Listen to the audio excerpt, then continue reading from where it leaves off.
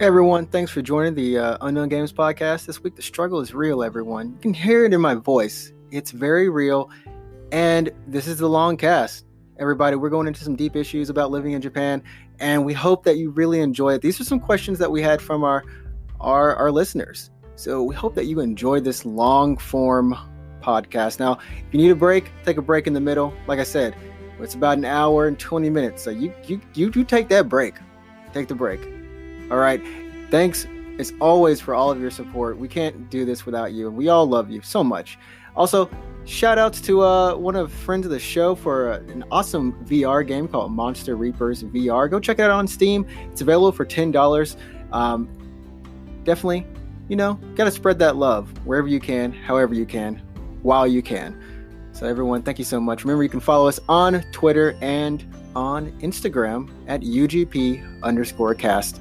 We hope you enjoyed the show this week, everyone. And remember, it's still a great day to play games.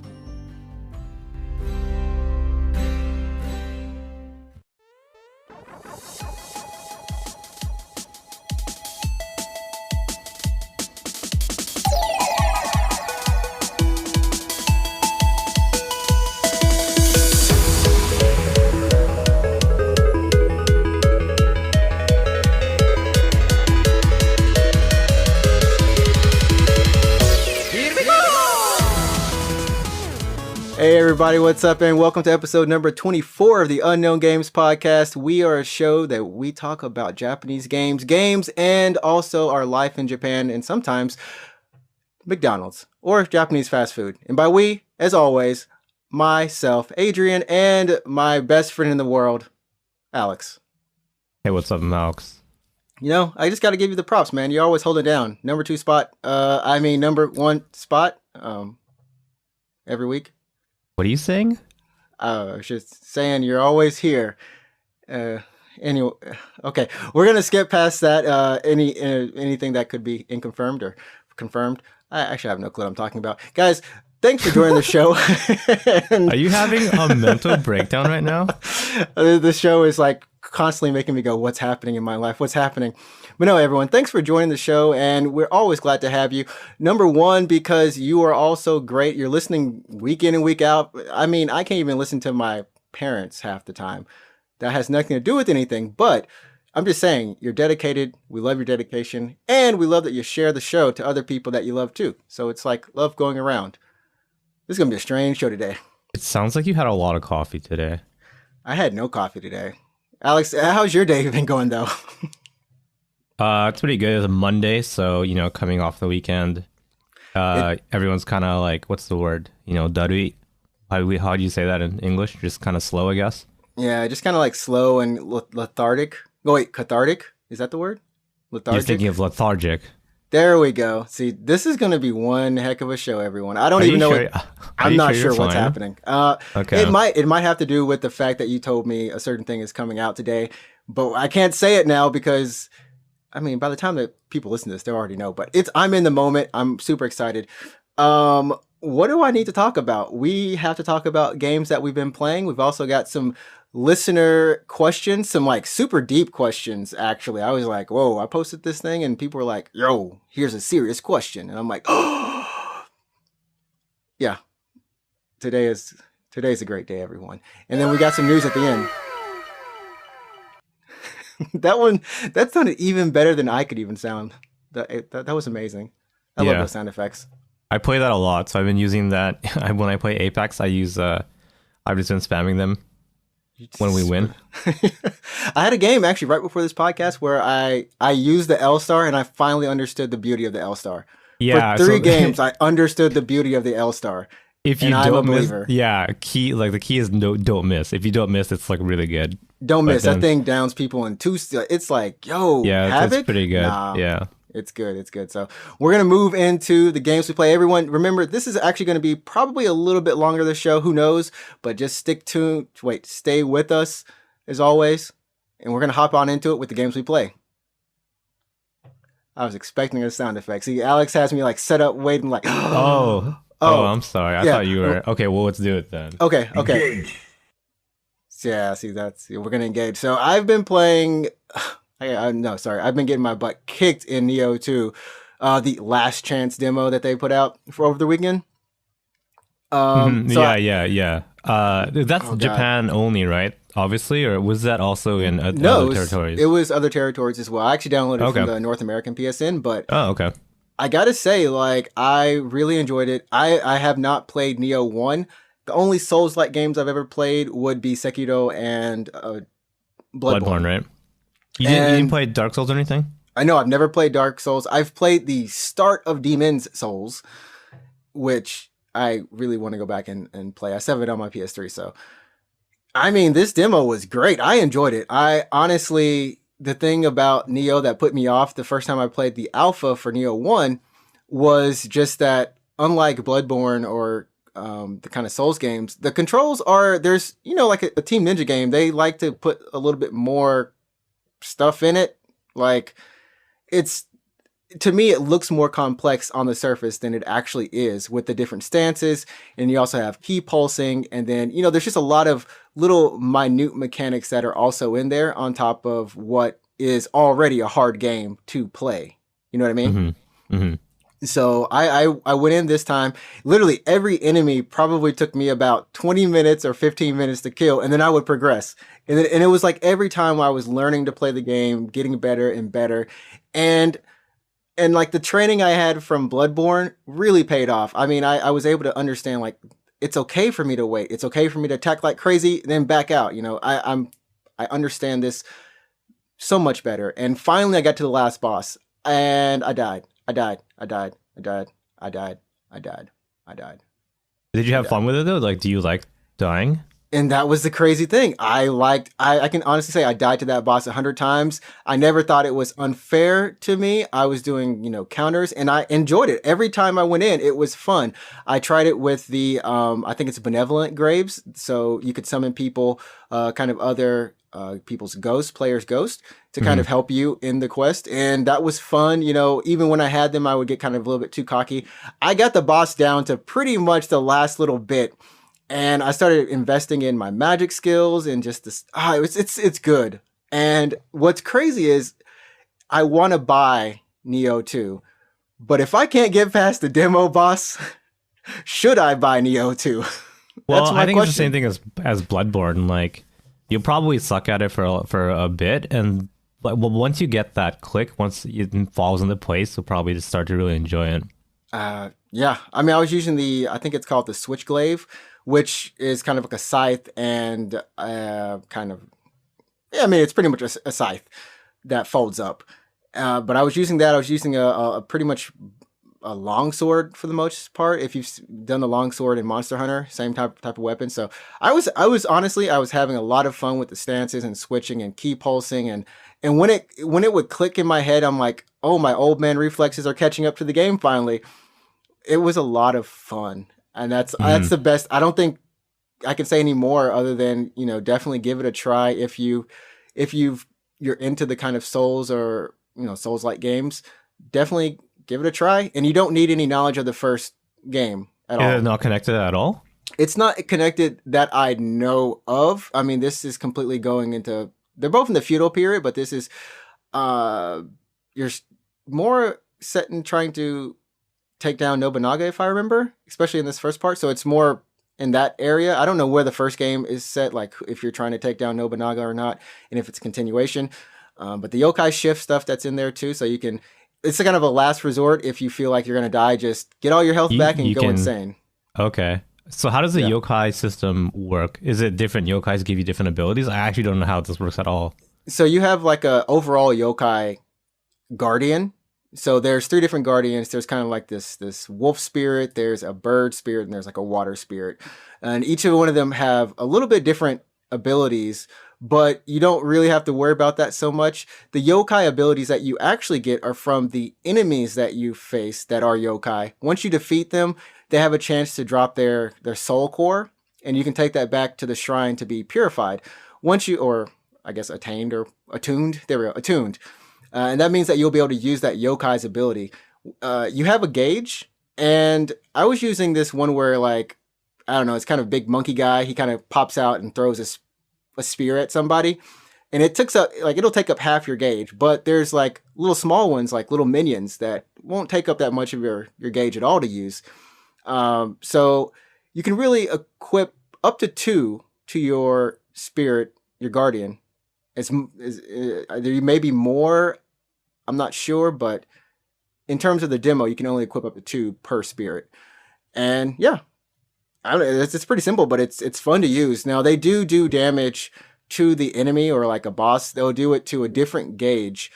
So like we talk about Final Fantasy 13 and just like in other RPGs where you're trying to like limit break the boss kind of thing. Mm-hmm. So the yokais, when you deal damage and from them, it'll deal damage to, I don't remember the name of the gauge, but it's basically like their yokai gauge, right?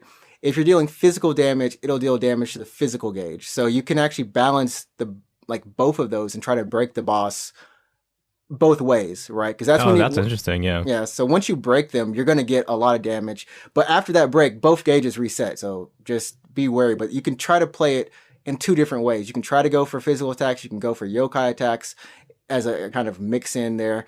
So I don't know. I was enjoying it. I feel like I'm gonna buy it. No. Wait, I'm gonna play Nioh 1 first. There we go. We'll play Nioh 1 first. Yeah, so you have Nioh 1 because it was a free-to-play plus game, and Nioh 2 comes out on the 12th? I believe so, yeah. Yeah, okay. So, it's good. I gotta say. I mean, have you played any of Nioh 1? So yeah, it was a free plus game, and I played, I would say 2 hours of it, and I kind of got through, I think, most of the first area, and I enjoyed it. But this is like before that I had really played any Souls-like games. Mm-hmm. I played Bloodborne a little bit, but again, I couldn't get into it very much. And then this is before I got into Code Vein.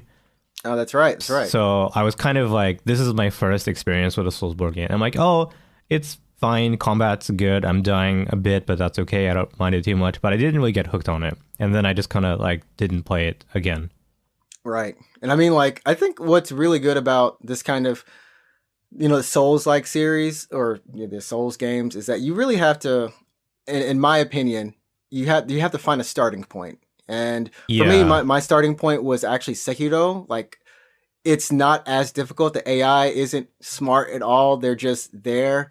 Okay. And it made Bloodborne make sense to me, which then made how to kind of approach this game. I would say it's like in the middle. You can kind of do attacks. You can actually do combo strings, but you still need to GTFO when it's time to GTFO. Whereas opposed to like Souls games where it's just straight up like you're always out of range until you decide to max out stats or something like that. But you kind of just want to, turtle more so.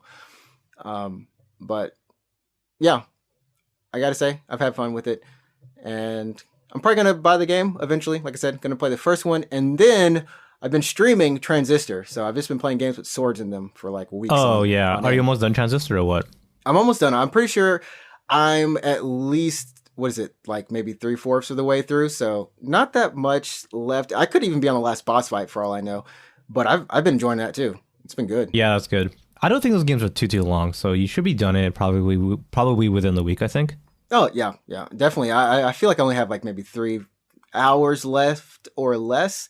But like I said, the reason I've been enjoying it so much is just the way that you can mix and match all of the different function skills. And this game is, I mean, it's based so much on computer terminology, like programming. So you have memory, you have functions, you have like your functions, which are your moves. They're all named after coding terms. And I don't know. I tried coding back in the day. I'm not good at it, but I tried it. And I don't know. It's just like nice to kind of know what the game is talking about when it's referencing things. And you're like, oh, I feel smart. I didn't say anything about what the game is, but if you haven't played Transistor, you can probably go buy it for cheap and play it. It's a great game. Yeah, it's been out for a while. But I actually haven't played it either. So that's cool. Yeah, it's on PlayStation. I mean, it's on pretty much everything, Switch as well. So definitely. Yeah, it's on a lot of that's Supergiant Games, right? Yep, Supergiant Games. Same people who do Bastion. I guess the latest thing they've done is Hades. And then Hades isn't out yet though. That's what is that, early access or something? Yeah, it's still on early access, and it's now out on Steam. I think as of last month, sometime early February. But Early access as was on, early access, right? yeah, as early access. It was on, Epic Game Store exclusive for the longest, but I think that's like $20 now. But Okay, that's yeah, cool. definitely do that. I don't know what have you been playing, man? What's up with you? To be honest, not too much. I've been just going through a little bit more of Token Raw sessions, but not like a lot of it. I guess I haven't really invested a lot of time. I'm still getting through it though. I do intend on finishing it, even if I'm not like really enjoying the story too much. Yeah. At least I'm intending to finish it before. I don't know. I guess FF7 comes out or. Well, yeah. Before it comes out, yeah. Yeah. I'm loving. I don't know if it counts as playing it, but I mean, I was telling you the story a little bit. So I think this is like on the weekend. This is like Sunday or something. Yeah. Where I got this weird urge to go play through a bunch of PS classics. I actually wanted to play Chrono Cross because we were talking about Chrono Cross for a while. Yeah. Especially on like, what is it? Last week's podcast, we're like, oh yeah, just like if you want to play Chrono Cross, you can't really easily play it, right? Exactly. And that's so true. You can't easily play it. So I bought Chrono Cross, like the digital PSN copy, way back when to play on my PSP. Right. So that was like, I can't even, how long ago, how many years ago was that? That must be close to 8-10 years or something, right? Yeah, that's a while back. Yeah, so I own it in my account, and I was like, oh, well, I want to just play, I want to download it. I was actually planning on going to Book Off, which is a used game store / bookstore here in Japan. And seeing if you could find it? Yeah, and I was actually looking for a physical copy like a couple weeks ago, but my local Book Off just didn't have it. They had like 4 or 5 copies of Chrono Trigger on PlayStation 1, but no Chrono Cross. Okay. So I was like, oh, I'll look for Chrono Cross or whatever, but I couldn't find it.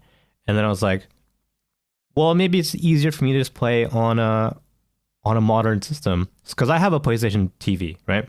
Right, like the Vita TV. The Vita TV. So it's the Vita without a screen that you have to plug into a monitor, and it has Ethernet on it, which is actually kind of cool. It seems like it's really easy to hook up, right? I mean, it's... Oh, yeah. It takes like the dinkiest power supply, and you just plug in an HDMI cable, and then you're playing Vita essentially on a big screen. Which is good. It's pretty weird. But anyway, so so Vitas can play the PlayStation Classics. So if whatever PlayStation 1 games you were playing on a PS3 or a PSP, you can actually also play those on a Vita. Right. And the Vita TV is a Vita, right? Just without the screen. Right. So I went to go and I'm like, oh, I'm going to play it. I'm going to hook it up. I'm going to play a little Chrono Cross. But this turned out to be like 2 hours of my night or something because I don't know if you know this, but you can only have one account registered on a Vita. Yeah, it's really annoying. Like, so I ran into this issue a long time ago. Like when I came to Japan and I got a PlayStation, I got like a PSP limited edition one, and I got Project Diva, I think. And like I was trying to get the DLC, so I logged into my account, and it's like, what are you doing? You're a North American user. I'm like, what? Yeah, it won't let you. Yeah, because it's not region locked. It's just that you can only have one account per region. Right? And you only have one account on that hardware. So And also memory cards are account, like this is crazy, but memory cards are account locked. I'm not kidding. It's crazy. And I just still don't know how to this day. Like I ended up getting the hang of switching back and forth, but it's a hassle. Yeah, so I had to do that. So I plugged in my Vita TV, and it turns out my Japanese account was on that Vita TV. So I had to be like, oh, I'm just going to, because it's been a while. So I like popped out my memory card from my North American Vita, right? Right. And I put that into my Vita TV, and it's like, this memory card belongs to a different account. You must reformat it to use it. I'm like, oh, no, not that. Don't do that. It's like, please don't reformat it. No, don't erase everything. So then I had to like factory reset the Vita TV, and then I had to put in a memory card, and then it's like, this memory card belongs to this account. I'm like, okay, fine. Because I kind of had like an extra one. So I'm like, okay, fine, just reformat it. Right. So I had to like factory reset the Vita and then format the memory card and then log in again. But I have 2-factor authentication on my account. So I had to go get like a special password for it because the Vita is kind of old and it doesn't support like the proper two-factor. I had to make a device password. It's like the list keeps going and going. Like, how does it get worse than this? Did you ever actually get to play it? I did, and I played it for like 10 minutes. I'm like, that's good. Okay, good night. It's like, anyways, I got my fix.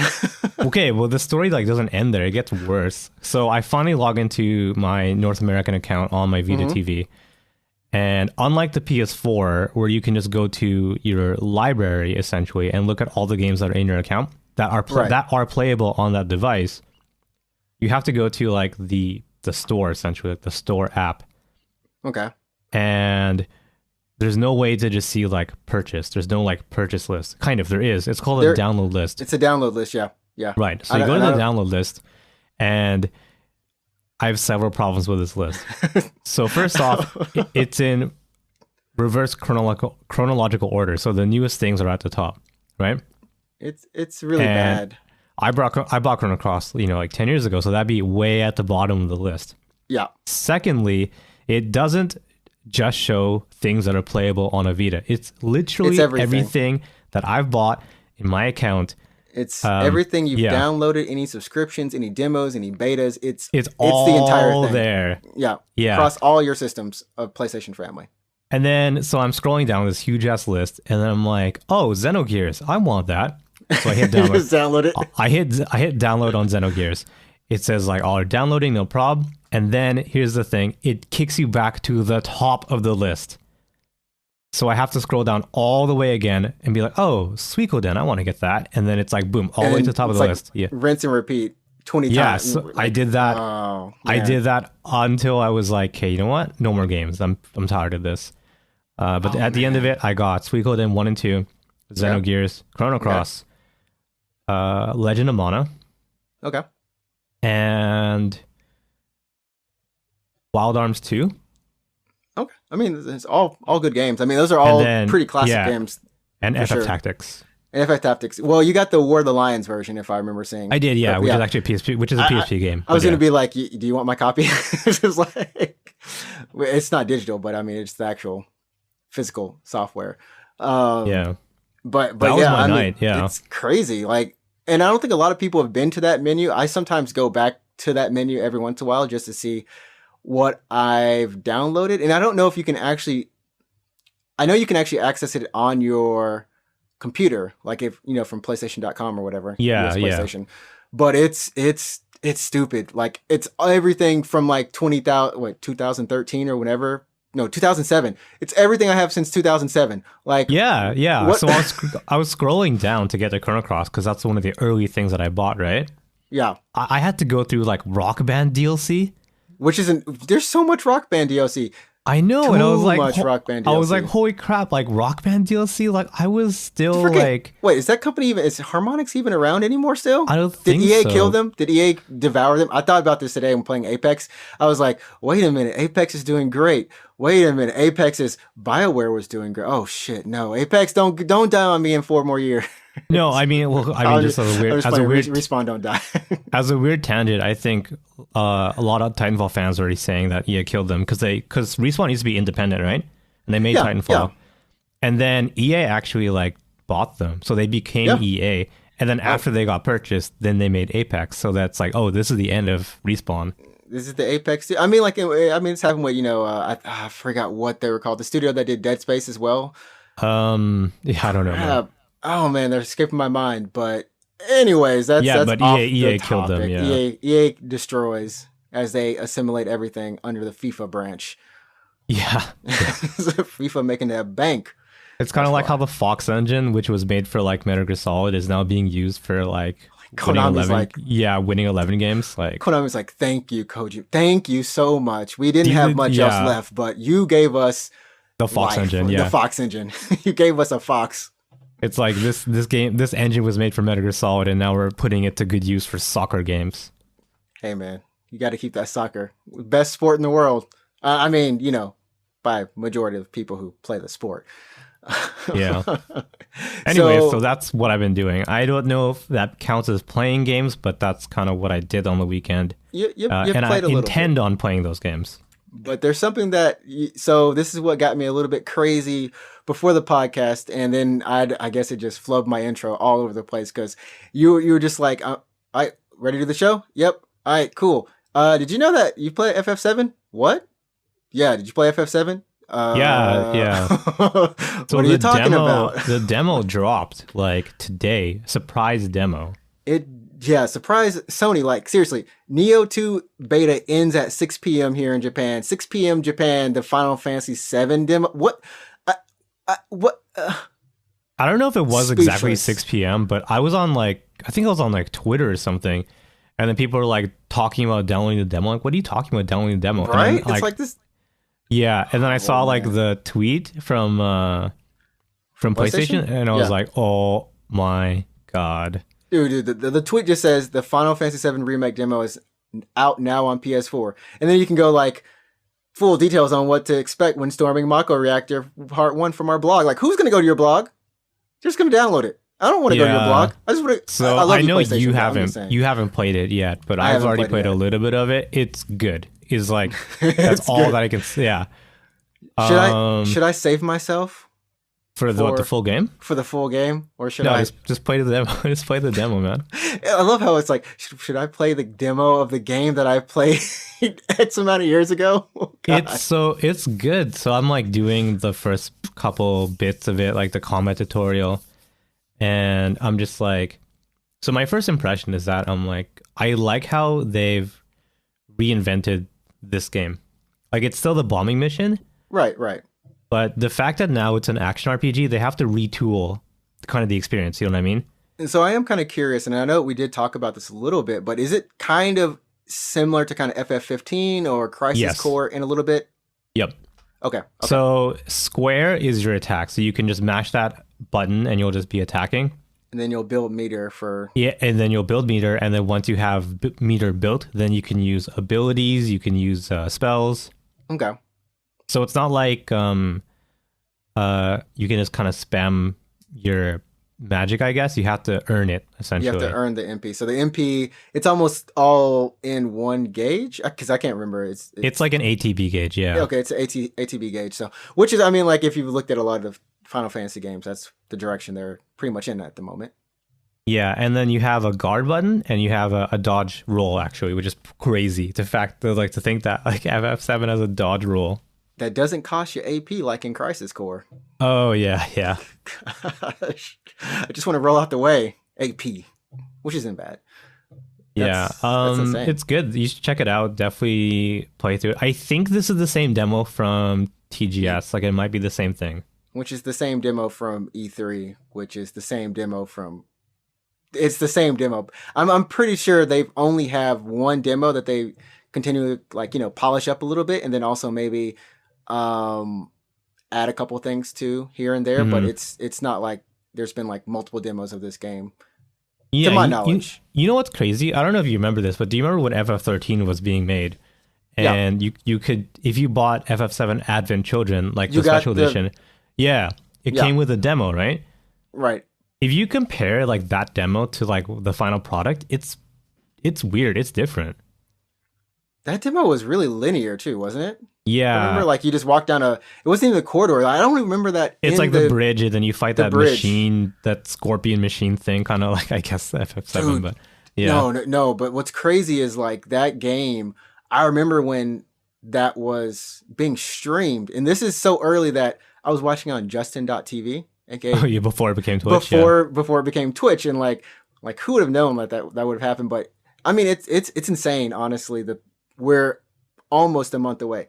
We're a little bit out, but the internet's going to go crazy. Things are going to crash. Peer pressure is going to get me. Yeah. But I'm going to resist. Here's the thing, though, is that they said that it's going to be multiple parts, right? But this game that's coming out isn't called Part 1 or anything. This game is called FF7 Remake. That's the name of this game that's coming out. That is apparently not the full story. Are you going to say that instead of actually continuously releasing the game, it's just going to be in DLC, like I think they said, but like no, there's not going to be physical release? I'm not saying that. What are you saying? What are you saying? Where are you getting at? I'm just saying like maybe Part 2 won't even have Part 2 in it. It'll say like FF7 Remake. I don't know, like Again? FF7 Gold Saucer or like FF7 I mean, like FF7 something. There's a subtitle to it, right? I bet you $10 it'll be like Final Fantasy 15 episode of Gold Saucer. Yeah, something like that, right? So Yeah. it doesn't have a number. It says like FF7 like the This City of the Ancients or something, or FF7 like materia, FF7 meteor materia. I don't know. You know what I mean? Yeah, this is pretty much the hub or the first part, but everything under this kind of is almost like a thread of episodes, which in that case, the question becomes, and we're like super off topic again, but we will close soon, everybody. If it does come out in DLC order, right? Like DLC 1, 2, 3, can you actually play them out of order? Would be my Probably question. not. Probably not. I don't know. I don't think you maybe you can, but you If probably they're all shouldn't. episodic almost, then Well, it's each probably one like is, the Walking Dead episodes where you need to do them in order. and then like, oh, you continue like there has to be something that continues not the story. The story continues. Anyways, yeah. Yeah, it has to because like it's a story. It's you just can't be like, oh, I'm gonna wait till like the Crater DLC and then just do the boss fight. You know what I mean? Like you. That would be kind of crazy. Unless they give us like some like a side story DLC. Oh my goodness, they could milk this. They could milk this. We could get side stories. I want them to just do the entire like FF7 thing like in this remake. So I want I even want like that Vincent game. You know what I mean? Like All right, let's just go. Let's go. what's it called? Sorry. Dirty Cerberus. Dirty No. Cerberus. Why are we? And while Put they're that- at it, Yeah, Yeah. put that in here, and then Advent Children, like put that in here as well. put Crisis just like- Core. You want the whole compilation of Final Fantasy Yeah, 7? yeah. And I mean, just make this project when it's done. Like, make this the definitive FF7 experience, so we don't have to go and find a PSP to play Crisis Core, or we don't have to watch this movie that's already like 13 years old. So just make it so we don't need to find those extra things. We can just like enjoy the story in this one kind of FF7 project that I can play on a PS5. I would say you're borderline crazy, but with the way that Kingdom Hearts has released literally every little bit of itself multiple times in fractions, and then put it together in a complete form, and then come back to put it together again in a complete form, I think that you might be onto something. Yeah, but those aren't like remakes, right? Hey, if it works for one, it can work for the other. You They're not you want them remakes. to just put out like Crisis That's Core right. on a PS5 disc, like as is? No, I'm just saying, they can do it. They can do it. Not putting it as is, but just HD it up a little bit and Or If like it's put it as broken- cutscenes, like it's a 2-hour Crisis Core movie. exactly. So yeah, I'm gonna go and play it after this show, and I'm pretty sure Alex is also gonna definitely go and play it. And we'll be back on the next episode to talk about more Final Fantasy VII. And you were wondering if this was gonna become an Apex only podcast. It's FF7, yeah. It's sponsored by Final Fantasy VII Remake. Okay, well, anyways, on the other side of the break, everyone, we have a couple questions from our listeners, and I think maybe just one thing of news. So hopefully the news will go by quick. The other part, not so much. And we'll Okay, see you on the sounds other side good. of the break. All right. Yeah. See you guys. Hey, Jen, never thought about making a podcast? All the time, except for we are already making a podcast. No, but I mean like a different one, maybe a better one. Sure. Yeah. So I was on the internet. I was trying to figure out like what's the best host for a podcast, or pretty much how can I make a podcast. And I think I settled on Anchor. We're already using Anchor, buddy. Wait, are you serious? Are we actually? I'm actually serious because it's free. And of course, we're on like Spotify, Apple Podcasts, and like Google Podcasts, and so many other places. Wait, how Super do we easy. do that though? Anchor did that for us. Oh, just like automatically, right? Anchor Yeah. will just distribute your podcast for like free? Exactly. Wait, I thought you did Oh. the research. Yeah, well, I kind of did, but I do know that Anchor will help you make money from a podcast. Cash money. Cash money grabs. Exactly. That's how we're making money right now, I think. Absolutely. Like Recording right at this very moment. at this very moment with this sponsorship. Well, I mean, also Anchor has some pretty cool creation tools that let you record and also edit your podcast right from your phone or your computer. Because I know you got one of those, probably. I do have a computer, but I don't have a phone. Well, whatever. You can still make a podcast because in 2020, there's no reason why anyone shouldn't have a podcast. Everyone deserves a voice. That's my opinion. Yeah.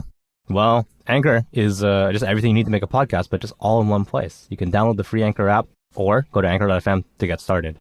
Enjoy the show, everyone. Thanks for listening. Here comes a new challenger. And we're back, everyone. That's right. I'm going to challenge my life to be better. Just like some people challenged. I'm sorry, Alex. What? Yeah, no, I'm sorry. Continue. Well, no. We just got, okay, my randomness is all over the place. Anyways, we have a couple questions about Japan life from a couple of listeners. So I want to say thank you so much for writing in and letting us know. And these are posted on my personal Facebook. If you're friends of the show, you can always respond there. And of course, you can always follow us on Twitter or Instagram at UGP_cast. We do take questions there. And we also take voice messages from our Anchor page, which you can also find in the show notes. Got all that out pretty quickly, everyone. So our first question is going to be from Mora. Thanks for writing in, buddy. It is, do you have any advice for aspiring for aspiring comic writers like yourself? What's going on in that industry? What needs to change? And he's also saying that there's a noticeable outsourcing in the credits of anime. So if we can explain in detail, he'd like to hear our opinion on it. And, there's always rumors about the working conditions, and that are also even just in anime blatantly like, hey, working conditions aren't actually the best in animation. So he wants it full on, no sugar-coated, no BS. Alex, what do we got for him? So I actually don't know that much about the industry, like the inside of the industry. I do know that wages aren't that good. Like, people don't make very good money being an animator, and they also work incredibly long hours. So you'll see this with like modern anime. Like, if you nitpick some of the scenes, a lot of scenes now have a lot of non-moving elements, so the background actually just doesn't move, and only like the characters in the foreground move. And they do that obviously just to save time. Money. Yeah, save money, save time. It's just easier to have like a background plate and animate a little bit. And then sometimes like animation is just like really messed up. I think it was pretty recently, there's an episode of Dragon Ball Super. Yeah, Dragon Ball Super got called out really early on for just some wonky animation. It was really bad. It was awful. Like some of those cells, those frames were just whack. So and that's just a result of I think not enough time and people just being overworked. And wages aren't great. Like, people just aren't being paid very well. And so, like, I guess if we want to we can definitely go back and kind of look at this from the top down. A lot of times in anime, you have two different things, right? You have anime on TV and you have anime that's in the theaters, right? And if you go and look at both of them, you're going to see a difference in the quality of animation, which Alex was just talking about, right? One has budget and a bigger budget, of course, and also time. And that time, you will see a lot of animation in between. So you're actually going to see like the picture moving smoother in terms of like, you don't just see them talking and not moving. Like, it's just their mouths, right? That's a technique to save money. But I think when you look at it overall, like Alex was kind of saying, is working conditions aren't the best. And I was actually learning about a little bit this in Shirobako. It's a really great anime that takes a look at the anime industry, similar to like how Bakuman takes a look at the manga industry. Definitely recommend watching Shirobako. And because I did not know this, I thought that the way that they made episodes, and this is why you have kind of outsourcing, is I thought that one studio, and I didn't pay attention to the credits that much. I know that there's a lot of outsourcing to foreign countries for animation, but when you look at the time frame, if they're still making it this way, which I'm 100% sure they are, they're making an anime week by week. Each episode is week per week. It's Yep, not. yep. It's not like how I thought at one point. Like, oh, okay, they've actually made the anime episode like a movie almost, and then They kind of release it, right? and then they release it one as it goes. No, they're making that's it not true. week in and week out. So similar to how manga artists for weekly publications work, literally those guys for manga, I'm more experienced with and knowledge on that, is that they are working. They're 7 days in a week. They are working about 5 to 6 days, right? Yeah, 5 is if they're on time, lucky with assistance. Normally, if they fall behind or they have to do some extra work, it's 6 days. Yeah, it's crunch. Like there's always a deadline. I thought the same thing as well. I thought they had a bit of a backlog. They're like, oh, we have 5 episodes in like ready to go. Right. But they're actually just like always making them. They're always making. They may have like the first couple of episodes ready, and I've seen this when you'll actually notice this if you ever see an anime that has an intro that something doesn't feel kind of right, and then like 3 weeks later it gets finished. Like it's literally because they just things were running late, so they actually have to coordinate how they are going to kind of produce each episode. Yeah. With working with different companies through that outsourcing. Now, usually the main studio will handle the, some of the key components in terms of like key animation frames. So that means that you have, here's the start of the pose, here's the end of the pose, fill in the blanks. We'll outsource that part, right? Mm-hmm. And that saves time, and you have the key parts there. So anyone, as long as they have skills, can pretty much fill it in. This is like, just the time schedule was really apparent. It becomes apparent when there's something in real life that affects the anime. So I remember when Darling in the Franxx was airing on TV, one of the voice actors got sick and he couldn't record. Oh, and then they had to announce that like his character in the series like had to, like, we don't know what to do with it. And I'm like, what do you mean? Like, aren't you guys done? Like, isn't he done recording all the lines? Right. But because he was sick, I think in the next, like the week after, his character just like didn't speak. It's insane. So, Mora is asking like what needs to change. And I got to say, one thing that I think has kind of come about is working conditions in Japan overall in general. I don't think it's just due in animation industry, but I think overall those conditions have to change. I know there's a lot of companies, especially, now that are starting to do, kind of remote work or trying to kind of make sure that their employees go home early.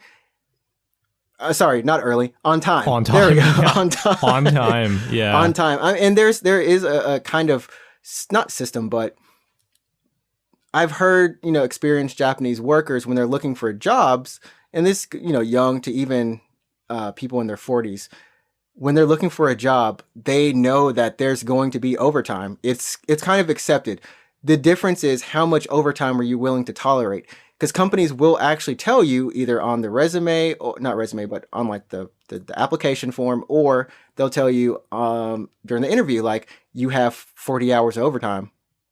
Like, it's just out there. You have 20 hours overtime a month. Like, it's estimated and gauged. Yep. So you have to tell yourself, am I okay working that or not? But for the most part, everyone's okay up to, I think, about 30, 20? Is 20 okay? I don't know. Because like, I wouldn't work any overtime if I didn't have to. Yeah, I actually do have, I can't remember what it was, but it is in a couple contracts. So if you're considering moving to Japan, that is one thing that you need to be careful about. That will be in your contract. Like, be really careful about overtime, like pay and how it works.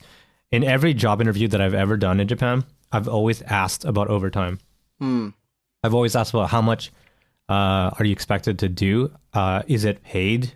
And well, basically that was it. How much are you expected to do, and is it paid overtime? Like, I'll ask that. I've asked that in every single job interview that I've done. Yeah, because it's important to know. It's important, and if you don't know, like, you could get taken advantage of. Yeah. And especially if you hit that, oh, is there anything else I can do? Why, yes, there is something you can do. And yeah, it's like a rabbit hole if you don't watch out, right? Yeah, I think some like not as good companies will like, they'll be like, oh, it was voluntary. Like he wanted to do it. Like he was okay with not getting paid. Do you know what I mean? Yeah, and then that's straight up true. I mean, it's happened. It hasn't happened to me because I've kind of known some of those, but even for teachers, right? This shocked me when I was working in middle schools. Is that a lot of teachers, at least in my school system, I don't know how it is for anyone else. I'm pretty sure it's the same, but work like club activities, they start after school from maybe like what we'll say 4 to 6 p.m. in the summers or 3 to 6 p.m. in the summers. So they're not, they're not doing anything school related in terms of grading papers or anything, but they get done at 6 and then they start grading papers and doing their lesson plans and then they're done by 9. Yeah, ain't no overtime. It's volunteer. What? Yeah, it's how they get you. Volunteer and because work. it's like because it's volunteer, you're not getting paid for it. Yeah, it's out of the goodness of your heart. So that overall in Japan has to change. And hopefully this is kind of a side effect of the coronavirus. There's more companies right now telling people to work from home. I don't know, maybe that could open up a little bit of, open up something to at least kind of alleviating that a little bit. If people kind of realized, oh, I can do my work from home. You're letting me do it from home. Can I continue doing it from home like once a week, twice a week or something? Yeah. Maybe that could be a thing. But yeah, outsourcing is, it's just, yeah, they just have to kind of find people who can do the animation, because what's really, this is kind of going another direction a little bit, but when you look at the credits of anime, look at the staff who's producing it, and then look at all the other Japanese companies, and then look at the outsourcing companies. A lot of times you will see like Production IG, they're working on a lot of different anime as well with other companies. It's like a small industry. I always thought it was bigger. It's like a small industry.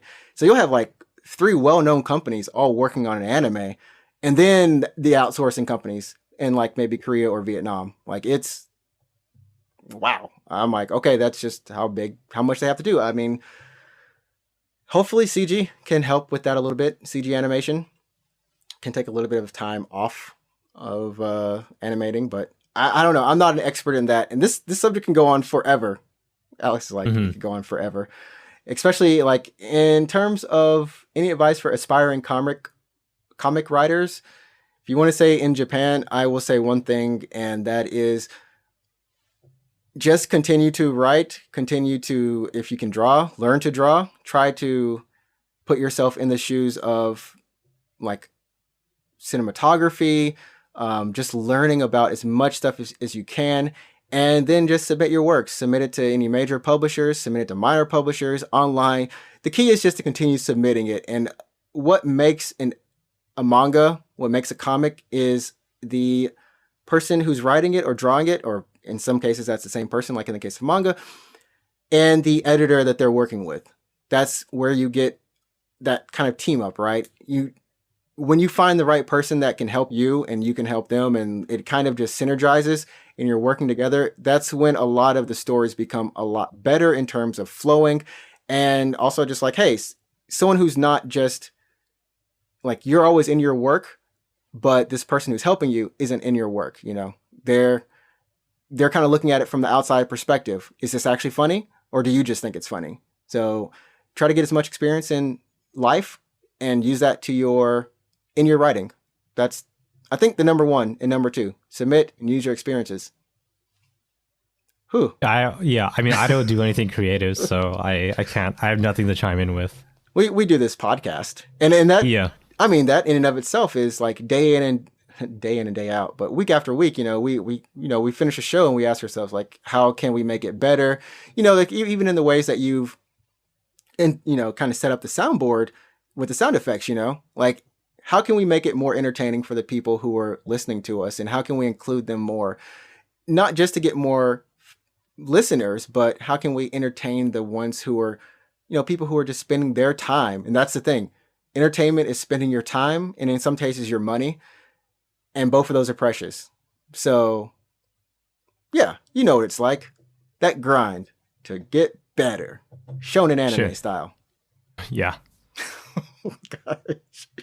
Oh, man. All right. Well, I think we have another question though. We do. Check that one out. Yeah. I have no clue how long we spent on that. Maura, thanks for the question. A little while, yeah. We spent a while. I think hopefully we answered some of it.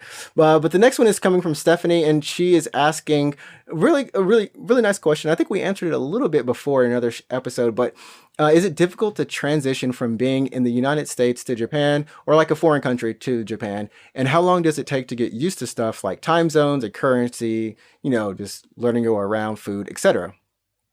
Just in case she comes, one day. Yeah, that's a good question. I mean, we're both, we have both traveled to Japan, or we moved here, not just traveled, we moved here from like our respective countries. So yeah. I think we have a little bit of experience in this regard. How long does it take to get used to time zones? I would say like immediately. I mean, what do you mean get used to time zones? Like get used to, do they mean like talking to your family and your friends, or like just getting used to the time? I think just getting used to the time in general.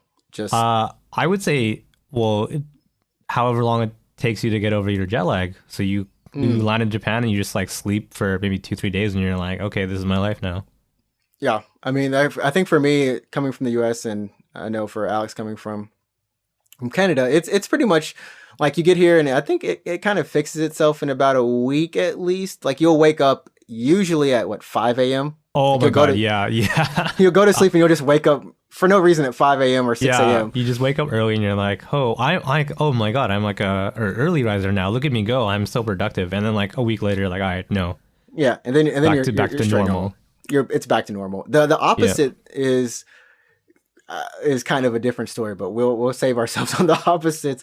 Currency wise, I do actually, this is kind of a mindset that I was always converting things to dollars. Yeah, me too, actually. And even now, it is kind of weird. So over the weekend, Square had a huge sale on PC, and Nioh was 50% off, and then right. a couple other games. So I was like, okay, well, I don't have enough money in my US account to really get Nioh at the moment, but maybe I'll try my Japanese one. And so you'll go and you'll check the prices. So Nioh is $20 US, but when I go to the Japanese side, it's 3,600 yen, which is like what even really? That's pretty bad. Yeah, it was like I was like, why is it so much more expensive? So here the pro tip, I guess, the dirty like life hack version of currency, if you're coming from dollars, especially American dollars, and to some degree American and Australian dollars, is you just divide by 100, right? So 100 yen is about $1. It's pretty close to USD.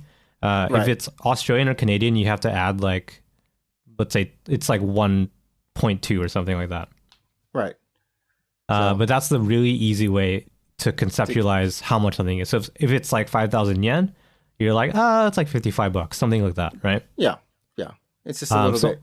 Yeah, I was doing that for, to be honest, a while. I was doing that for a very long time. And it wasn't until, I would say like maybe 2 years ago or something, when I just started to look at something in yen and then just be like, oh, that's the price of this, without thinking about it in dollars. Because like there's a weird internal feeling when you look at a price and you have a reaction as to whether that's expensive, reasonable, or cheap, right? Mm-hmm. And if you're not used to the currency, if you see something like, let's say you go to a grocery store, right? Mm-hmm. But so imagine you're in a grocery store and you look at a loaf of bread, and let's say that bread says 500 yen. Yeah, my mind's thinking my mind just thinks the 1-to-1, so I'm like, okay, $5. Right. So I was doing that for a while. So I would look at 500 yen and be like, how much is that? And I'd be like, $5. Oh, that's expensive. But it wasn't until like 2 years ago when I just started to look at the price and just have that natural feeling and knowing that like, oh wait, that's expensive. That's like expensive. Without having to convert it in my head. Yeah, and I think what really comes with that, Stephanie, is that when you start actually working in Japan, you're getting paid in yen, so you spend yen. In yen, yeah, that's it. That's the key. I never think about it that way. I do want to go back and say it was actually 2,600 yen. Sorry about that, not 3,000 for the Nioh, so 50% off. Anyways, but yeah, that does help a lot when you actually work in Japan, and then it kind of just starts clicking. But you'll still have those moments where, like when I go to Taco Bell here, I can never forget Taco Bell is this way. When you start comparing things that actually exist in your country, so Taco Bell, you can get a taco for like what, $1, $2. Japan, it's like you're paying $4 for a taco. What the heck? Why am I paying $4? Like, I don't know. Sometimes those things kind of get me. Even like McDonald's, I love Yorumac, which is like Night Mac McDonald's, because I feel like I'm deal getting they have, yeah. I feel like I'm getting my money's worth. It's $5 for a large, large fries and 10 chicken McNuggets. I feel like $5. That's justifiable. A pretty good deal. That's a good deal, as opposed to like normally, So I don't know. Yeah. You will still think about that. I think it took me several years, like until I would say at least 4 or 5 years to just conceptualize, to not do the automatic translation in my head, like the conversion. I mean, I would like say you about said, that too. like you said, well, I think it for me. It was like when I realized that like I'm not getting paid in dollars, so why would I like think about this in dollars? Like, if it's X amount of my monthly salary, that's how I conceptualize it. If I'm looking at like a laptop or something and I'm like, oh, this laptop is actually like 1.5 times my monthly salary, then I'm like, okay, that's bad. Like, that's really expensive. Right. That's one thing. And then I think the last thing on her list, kind of course, like overall transitioning, but kind of locations. And we can just kind of in this getting around in Japan / kind of living day to day. I mean, location wise, it's I remember walking around with a flip phone trying to figure out where things are, and Japan does not have the weird mapping application on the old phones. Oh yes, because Japan does not have street signs. They have main roads which have names, but everything else you're going off landmarks. Literally, if a company is telling you how to get to it, we're next to the 7-Eleven that's next to the movie theater that's next to this one place. If you link all those together, you'll get to us. Here's a map. Here's the main road, and here are those places. Go find us. Like, yeah, I would be so screwed without Google Maps, like on my smartphone. I Without don't Google, remember. yeah. I don't remember how I survived. I remember. Okay, sorry. When I was at university here and I had like the Garakei, like the normal phone, I guess, not smartphone. Yeah, just a flip phone. Yeah. Yeah, just a flip phone. It had maps and it had GPS. But you have to like rotate that thing though. Like you have to. I had to it was physically weird, rotate yeah. the phone to keep my directional sense. Gosh. Yeah, it wasn't great. I remember getting pretty lost when I was first here. But now that we have all smartphones and we have Google Maps, which is pretty good, and GPS is fairly accurate, it's kind of not bad, I guess. It's not too bad. It's not that bad. I think the worst is probably going to be like trains, in the sense that trains run schedules like on the dot, which is nice, even buses. But if you don't watch out, there are some trains at certain times of the morning. Some lines are really bad. You're like, hey, this should go all the way here. But no, from this time to this time only, it actually goes halfway. Yeah. I know, yeah. Veers off, and you're like, why am I going to a different prefecture or something? So even now, so I'm pretty familiar with JR. So I take the JR mostly. I don't live in Tokyo, so I don't have a lot of metro experience. Yeah. But I'm mostly JR, right? Mm-hmm. JR, thankfully JR is pretty good. It's not too bad. It's pretty straightforward. But I've had experiences like what you were mentioning. So there is a certain line that takes me to where I live, but if you, depending on when you get on it, it actually skips like a lot of stations, like a lot of stations. It'll skip. I have one that's similar to that. It goes to like West Narita, which is like near the airport, and just completely skips my station. It's like an hour out their way because I missed it one time. I know. So I was coming back from drinks because I was hanging out in Shibuya or whatever, and I was like, all right, well that's it. I'll see you later. So I hop on a train, not really paying attention. And I'm standing on the train. I usually get on this platform and I usually take this line. I figured nothing was a problem. And I'm like, then I realized like I'm on the train still. Like I'm still riding it. You're and it just hasn't kind of stopped like, me. what? What's happening? I like look up. I'm on like this commuter super rapid, the commuter like rapid express. I've for sure missed my stop because it just didn't stop at my station and it kept going for like an hour. And the worst part is like, there's no train at that time when you get off that's going to go back the same way you came. You're gonna Well, like stop at every state. Was there? Yeah. So I got off the station, which is normally like the end of the line for the normal line that I get off. That's like pretty much end of the line. I hop back on, not on a rapid, on like a normal train. It's like a normal train. And I'm like, I'm not gonna be home for a while. So that was it. Yeah. It's crazy. But yeah, Stephanie, I think overall, it's just like when you get to any new place, as long as you don't feel like, for me, I never felt like Japan was different from home. And it's kind of weird. I feel like I could live in a lot of different places in the world with that logic. Like people are people. If I just kind of keep everything level, even though the buildings are much taller in some places, sometimes they're not. And it reminds you of home. But you just kind of try to remember, basic human instincts. There we go. They will kick in. And no matter survive. Yeah, eat, fight, survive. Do you know what food looks like? You can buy stuff at the grocery store because the apple looks still like an apple. Yeah, thank God for that. I think at least a lot of people that I know from back home, they're always like, not always like, but people are like, oh, you live in Japan, that's so cool. And then some people are like, oh, I'm thinking of moving to Japan or something like that. They'll always be like, oh, I'm thinking of, shaking up my life and kind of moving out to Japan as well. Yep. And especially if you've never lived in a foreign country before, you might have this idea that things are just better here for some reason. But you have to remember that it's still like a big city, Tokyo at least, and you're gonna find you're still gonna find unpleasant things about living in Japan.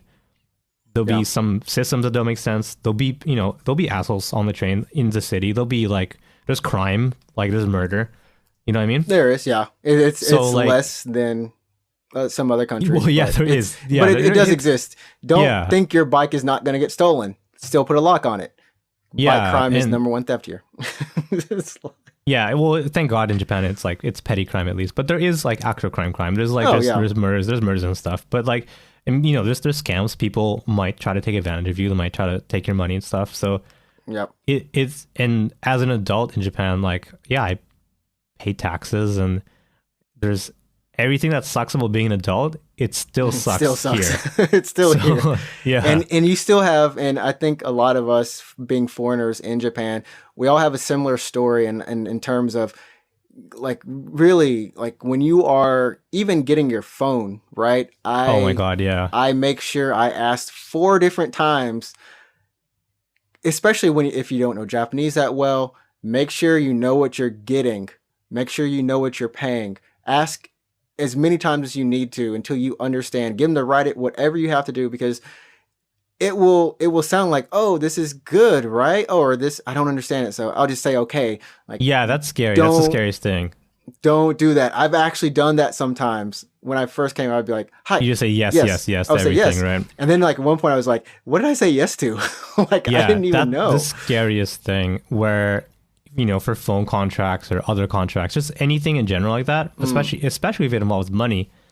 Yeah. If you aren't careful, you could really end up screwing yourself. Yeah, exactly. You might be out. So before you do something, make some friends, people you trust if they're Japanese or people who understand Japanese. The community of foreigners here are pretty tight, I think. Like I said, we all have similar stories, even though we might not have similar backgrounds from where we came from or how we were raised. Japan makes one thing very clear. It equalizes any type of somewhat potential racism you might have thought or your opinions, because you went from being potentially the minority or majority to now just being minority with more minority. Exactly, yeah. Here's a question actually. Yeah. This is for me. What is an example of racism that you've experienced in Japan? Either overtly obvious or just Japanese people were being racist, but they didn't really know they're actually being racist. I haven't had racism, but I've had stereotypes. I was kind of somewhat dumb to racism in the US until I started working for a little bit. In certain times, I could understand it a little bit more. But in Japan, it's stereotypes. Stereotypes are the worst. if I see a black person on TV, I'm praying they're representing black people as like great, proud people. I'm like, please do not, because literally teaching at school, or even if I go to karaoke, people will say like, oh, sing a rap song for us. Do all the rap songs. Do all the rap songs. I'm like, but I actually cannot rap. Like I have a hard time reading, and I have a hard time reading fast. So it's, I'm like, no, I can't do rap. I'm sorry. Or like when I was at, school, they'd be like, oh, do you play basketball? I'm like, I just told you I play baseball. I played baseball for like 13 years or something. But it's like, oh, please play basketball. You can be like Kobe or something. I'm like, what in your mind are you? I've been called Eddie Murphy, Obama, and Will Smith all in the same day.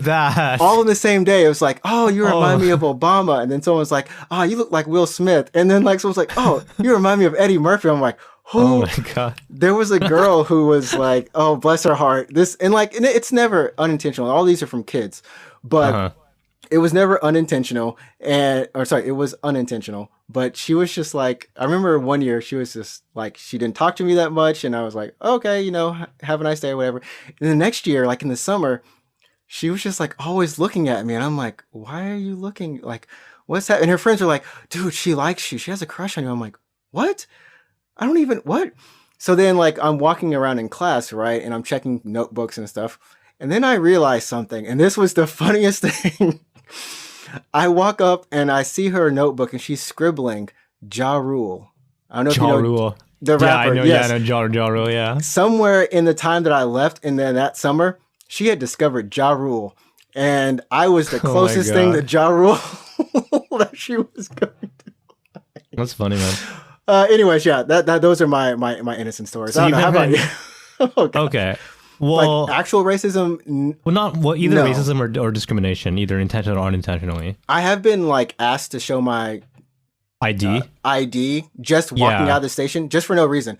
Ironically, I did not have my ID that day, and I got pulled to the police station, and we talked about manga, and they checked with the international department or whatever in Japan, and it was all cleared, and they were like, "Cool, man. I enjoyed talking about manga with you. Didn't think that would ever happen." I was like, continue. So I think for the worst that it's ever happened to me is when I was looking for apartments. The last time I was apartment shopping. So me and my girlfriend, we go to the real estate agent, and we're like, oh, we want, apartments of this size and that aren't older than 15 years or something like that. So we have a bunch of like, we had a specific type of apartment in mind and a specific size. Right. So we were like picking out a bunch of properties or whatever. And then the agent is just like, okay, you guys should go take a break, go to McDonald's or something. I'm going to go call these people. And the landlord. Yeah. Right. And she was like, I'm going to ask these people if they're okay with renting to foreigners. And then we're like, okay. So we go to McDonald's, have a little lunch, come back. And it turns out over half of the apartments that we picked out, the landlord was just like, no foreigners. Yeah, because like they're worried that for some reason after you pay all that key fee, the money, like it's stupid to rent an apartment here, the initial down payments, but that you'll leave. Like you'll have a bank account, you'll have everything, but there's this mindset be afraid that you'll leave. Yeah, that you'll leave or you won't obey the rules. I had a coworker that actually had an issue with someone was taking out the trash at the wrong time or putting the wrong trash or something. And the landlord knocked on their door. They were doing everything right. And it's just like... Just assuming it was them, right? Why just me? So like I said, it doesn't matter what nationality you are. You get grouped into the foreigner club. Right. As Japan wants to be more foreigner friendly. And it's crazy because like, especially with apartment shopping, because it's like, I have a job here. I work here. You know what I mean? Yeah. Why I have a decently paying job. Like I'm not like scraping by, you know what I mean? Right. I have a life here now. Like I've been here for 8 years? I've been here for a long time. So like, why would I just be like, you know what? Screw it. I'm out. Like, no, like I have debts here. I have friends here. I have roots here now. So it just seems insane to me that because I guess they don't know me. Right. But like, I wouldn't just like flee the country. Yeah, it's like an extra step, and I can only imagine that even in the U.S. or other countries, it could potentially, it's might be the same. I don't want to Yeah, not exactly. imagine it because like, yeah, people are going to, like I said, come to the Japan or any country with the mindset people are people. You're not going to find a different glowing breed of people being like, life is wonderful. No, you're going to find some, like Alex was saying, some good people and some bad people. And Yeah. It took me a long time to get a credit card in Japan because they just wouldn't give me, because they're like, dude, oh, the like, credit card. yeah, it took me forever to get a credit card because they're like, oh, you're high risk because like you don't have like you only been in Japan for 2 years, you don't make that much money, but back then, but like, I'm glad now that I'm way stable now. So, And but how about, do you have a Japanese credit card? You do, right? I do, and mine actually came. How Oh, I got mine on the first try. but that was your mine's first credit card? It's my first credit card. I have a somewhat of a loophole, kind of. I guess it's a loophole. So my friend had also been trying, and a couple other friends, years, just like you. And I went to the bank, and I would always send money back, and I would say, if you can make friends with people anywhere you can, make friends with them. I would always talk to the bank lady, and she was always nice because I'd have to wait like 30 minutes to send money back. And people were like, why don't you just do it online? I'm like, I actually like going. Like literally the last day I was there, she was like, I'm actually not going to be here anymore. They're transferring me, but it's been really nice talking with you. And I hope that you do well in Japan. I'm like, thanks. So there was the branch manager, he would, I guess, maybe he knew about me or something. He would always see me. He came up to me. I didn't even look at him. He just comes up to me and says, do you need a credit card or anything? Like, would you like to buy stuff like online? And I'm like, yeah, actually that would help. He's like, yeah, let me hook you up. Let me talk to you about this. And it's actually more common now. It is a cash card. So it's like your bank it's card. Your cash card. That's also a bank card. Yeah. Also a bank card. And I guess this was like the start of when that was happening. Right. And so I didn't have to really get a credit check so much as they were just checking my bank account. And I was like, okay, cool. Okay. Because you have money in your bank account. So they're like, oh, cool. He has money in his account, so he could pay for this card, right? Right. But do you have a normal credit card now or what? No, I don't have a normal credit card. I don't even have a normal US credit card. Okay. So yeah, adverse. I have like a credit card, like from like an American Express or MasterCard or Visa or something like that, right? Yeah. It took me a long time to get, because I had to do the checks. I had to like tell them how much I was making, and then it's like call the company I was working for. It was crazy. It's some of the back and forth paperwork, immigration. This list could go on and on, Stephanie, or anyone who's listening who's thinking about coming to Japan. I think the number one thing is find a community and have a goal. Those two things. If you have a goal and you keep going towards it, if it's writing comics and okay, I need to do this, no matter what they say, no matter what happens, I continue doing this. And if you have a support system, you'll be okay. Because what happens is you'll get used to Japan instead of having the image like, oh, I'm coming to Japan. It's like anime or like, it's so hype. Yeah. You will be able to understand, I'm living here. It's a normal place. There are some cool things, but we're still using fax and paperwork out the wazoo over here. Yeah. It's still like America's little brother is what I call Japan. There's a YouTuber that I watch occasionally. Do you know Dogen? He makes like Japanese skits and stuff. No. Okay, well he does. You should check him out. He does like, because he's a foreigner that lives in Japan, so a lot of his humor like we would get because he makes those jokes about Japan life.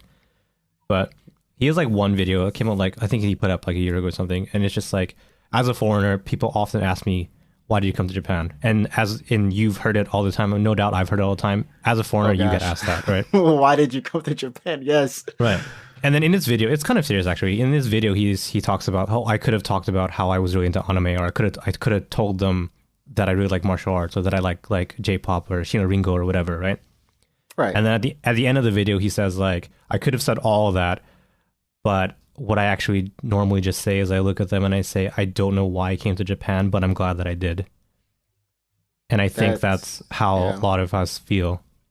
You don't want to, those stereotypes, I ain't lying. The stereotypes are real, because in the back of the mind, either they're thinking it or not thinking it.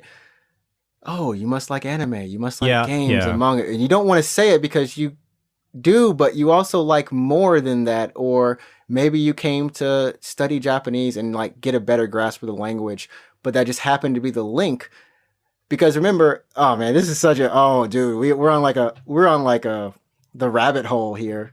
Oh man. Yeah, this is like an entirely different podcast. Like we could just take these kind of questions and just have like a different podcast because this isn't game related. Really, but I was gonna say we had one thing of news, Project GG. Sure, yeah, we can. Platinum, so back to games, I guess. So back to games. Platinum thank you, games, Stephanie. Yeah, thanks for the question. So Platinum Project Games, GG, yeah, lead us in. Are they so Platinum Games? I think they announced a bunch of like stuff that they were going to do, and one of those things turned out to be the Wonderful 101 remaster, right? Remaster for Switch and PS4 and PS4, Xbox, which was kickstarted. Yeah, it was Switch originally, and then PS4 and all that other stuff they were stretch goals, right? But then they like blasted past them like in very quickly. Like, it was fast. Yeah, and then I think it's part of the rest of this Platinum Games announcement extravaganza is a thing they're hinting at called Project GG, which we don't know entirely about, but I think one of the hints that they dropped was like they said Project GG is a go-go. Yeah, Henshin a go-go. Let's go. So, yeah, if you've played some of their other, well, I don't think Beautiful Joe is not a platinum game, right? Platinum. It's still under Clover, if I remember. It was Clover, which eventually a lot of those guys went on to make platinum. Yeah. But the catchphrase of that character is Henshin no Gogo, right? Yeah, Beautiful Joe is good. 1 and 2. One better, but anyways, yeah. Yeah, so now that they said like Project GG is a go-go, and like not a lot of people say that phrase, right? It's not a common. And they have a trailer on the website as well. Oh, I've seen the trailer. I know. Oh yeah. The trailer. I mean, it's all CG, and it's like it's basically a kaiju game. Wait, did I get that right? Okay. Kaiju.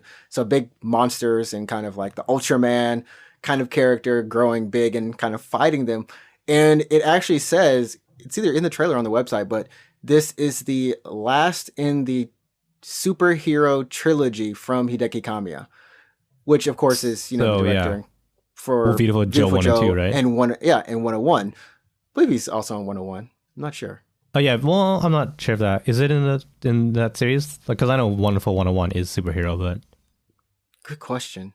I don't know if they're talking about trilogy as in like if you count Beautiful Joe in 1 and 2, and then this would be like a third spiritual successor, or if they're talking about Beautiful Joe 101, and then this is like another something hero else. Type game, but the final one he's kind of thinking of. Who knows? Yeah. But I'm excited for it, and of course they've also started another studio here in Tokyo. Like a new office. But do you know where it is physically? It's.